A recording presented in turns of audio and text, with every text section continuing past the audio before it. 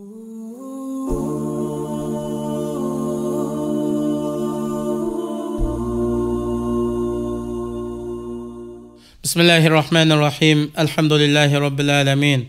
Esselatu vesselamu ala Resulina Muhammed ve ala alihi ve sahbihi ecmain. Amma ba'd.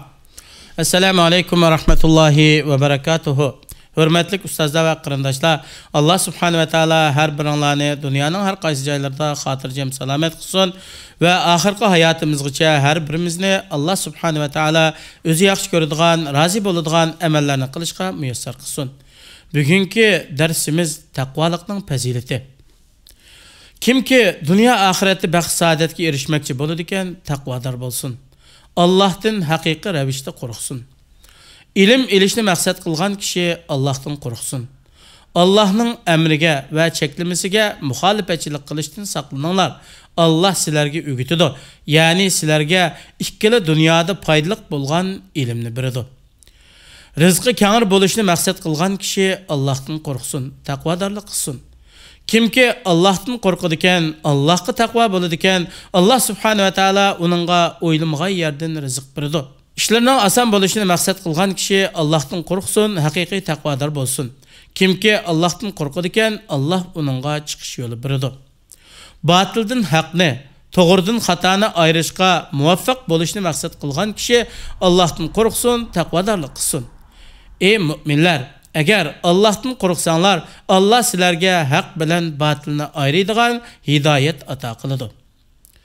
Ahiretde utuq qazanishni maqsad qilgan kishi taqvodorlardan bo'lsin, Allohdan qo'rqsin.